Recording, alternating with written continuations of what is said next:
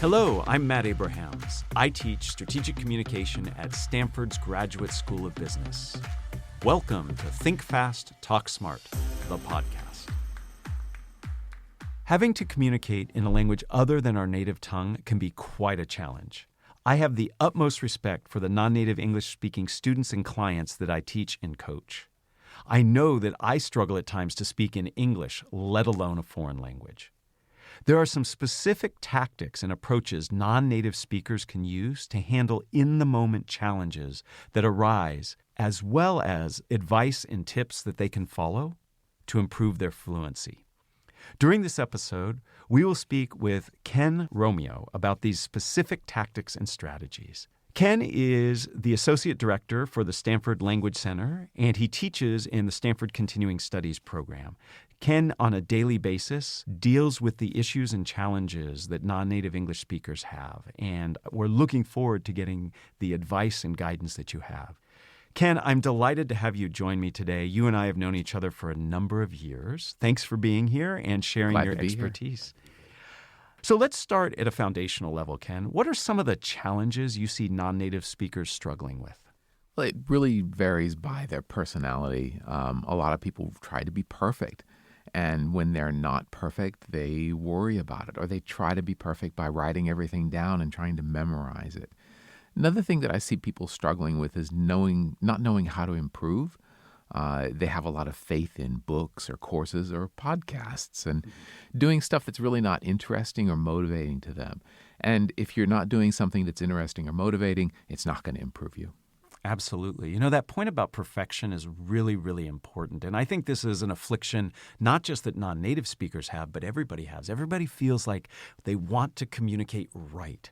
And, you know, I've been doing this a long, long time, and there is no one right way to communicate. Certainly better ways and worse ways, but this notion of perfection and seeing beyond it is really important. And that point about passion is also important as well. Those are absolutely big challenges. Have you found specific things that people do beyond keeping a journal and practicing those things that might help? I'm curious, how do you encourage people to be curious when they know they have a deadline or a big presentation or a big paper to get done? Well, the basic mindset to take is to learn the most from your everyday experiences and not from textbooks. On a really basic level, you're not going to remember anything that you don't enjoy doing. The whole thing about language is that it's about doing, not knowing. So as much as you read and you look at the rules and things like that, until you actually use that language, you're never going to internalize it. Do you recommend specific tools that non-native speakers leverage to help become more comfortable and confident? There's a lot of tools that we have in our pocket with our phones, things like that. For a spontaneous conversation, recording yourself making that conversation, saying certain things will give you an objective view as to what you're doing. Now, we're all embarrassed about how we sound on recordings, but nobody else has to listen to it. You can put yourself in a situation where you have to make a response. The key thing here is don't write it down. Reading something is a very different skill than saying something. If you want to be able to read something, then practice that. If you want to be able to talk spontaneously, then practice that. Use your phone to do that. Walk around and take pictures of things if you have a document or see a sign, you're not sure about the words. Use your phone to keep track of your vocabulary. There are apps that help you memorize it, to give you sentences and examples and things like that. So just your phone right there, take full advantage of that tool. I really think this notion of practice and leveraging technology can really help.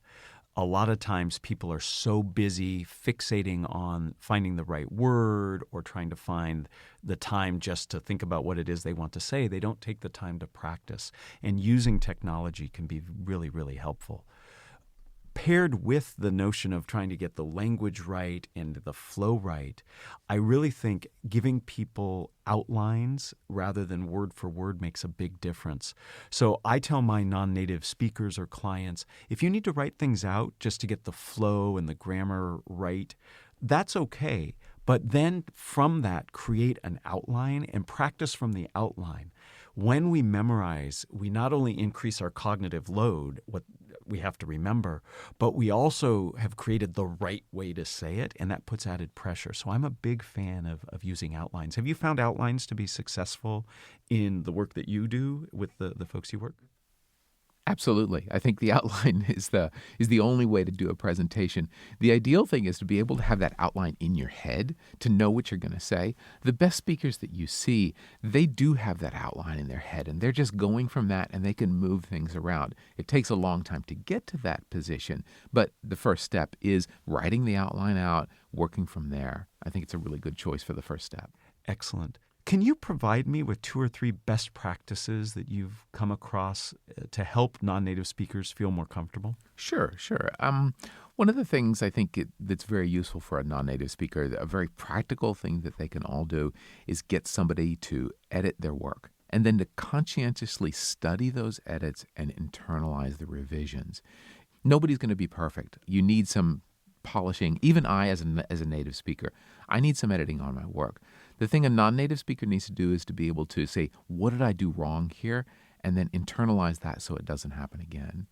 Another thing to do is to just cut off your native language and immerse yourself in the English that you find interesting.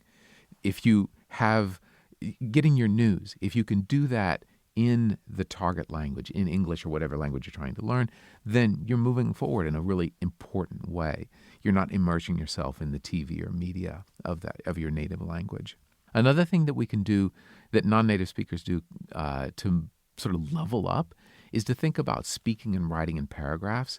Most of the people that I talk to are really good with sentences. They can put together a subject, a verb, and an object. Putting it into a paragraph is really the next level up. You need to have a beginning and an end, and then the supporting arguments in there. People speak this way. This is how paragraphs happen. And it's also completely critical when you're writing an essay or a report or something like that. Yeah, those are great best practices. That notion of having a structure really, really is important, and it's very important in speaking as well to just have that structure that's beyond the individual sentences. A best practice that I find helpful, and I'd love to get your opinion on it, is many of my students are so worried about not having the right word. And what I suggest is do the best you can and be comfortable repeating yourself in a different way. So you might make a statement, position a claim, but then tell a story or give an example that reinforces it. So if I didn't understand the point the first time you said it, the story helps me figure it out. So by using repetition, not only does it give you a way to clarify or address any confusion, it actually enhances the retention of your audience for what you've said. Have you found that as a best practice that can be helpful? Absolutely. Simplifying it, especially in speaking, being able to say something in a simple way. This is what we talk about with the greatest communicators, is they explain science or they explain technology in a very simple way. A lot of times with non-native speakers, they learn 100 most commonly used idioms in American English and try to put them in all their sentences. It doesn't work that way. To be able to use an idiom skillfully and cleverly takes years of practice. Speak simply. But also, this is where I go back to being curious. Listen to how the other people around you use those idioms, use the sports terminology in their conversation about business. Listen to it, study it, try it out. And then if you make a mistake, learn how to move yourself up. But first is simple so that people can understand you. Absolutely. The point you made about listening to hear how people use language and use structure, I want to take a step back and just remind everybody who happens to be fluent in the language that they're speaking.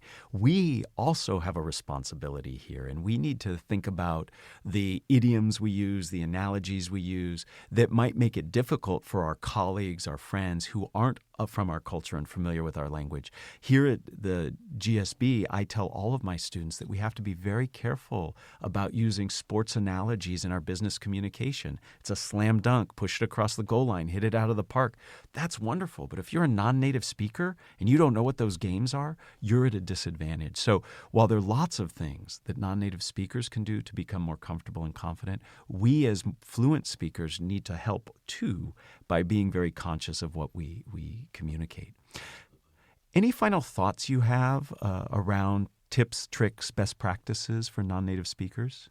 I think the most important thing for a non-native speaker to remember is that they're not going to be a native speaker, never ever.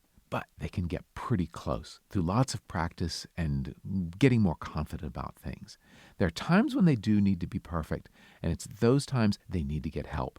Get an external editor. Get somebody to coach you on your presentation. But keep working toward that goal, and you'll get pretty darn close. Excellent. Well, Ken, I thank you so much for your vast experience and best practices you've shared with us.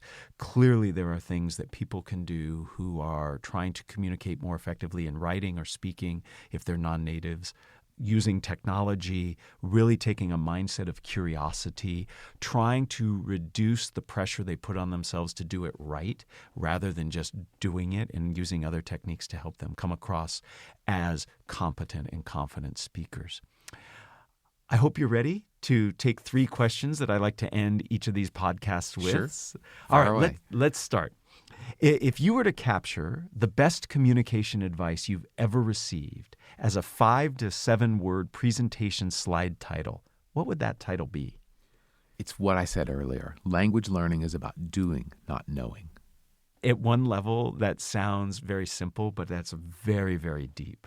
It really, really cuts to the point of everything that you've been talking about. So thank you for that. Question number 2, who is a communicator that you admire and why? I think it's not one particular person, but all the teachers and the staff that I work with at the Stanford Language Centre, they're all, well, most of them are non-native speakers of English, but they have absolutely no problem working in this business environment with a wide range of students that come into their classrooms, native speakers of English, as well as non-native speakers of English, to teach them the languages that they need to teach them. So it's the faculty and staff here at Stanford are just amazing for the diversity that they bring and the skill that they have in doing their job.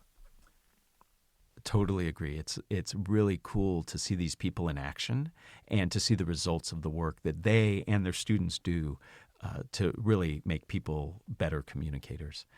And my final question for you, what are the first 3 ingredients that go into a successful communication recipe from your perspective?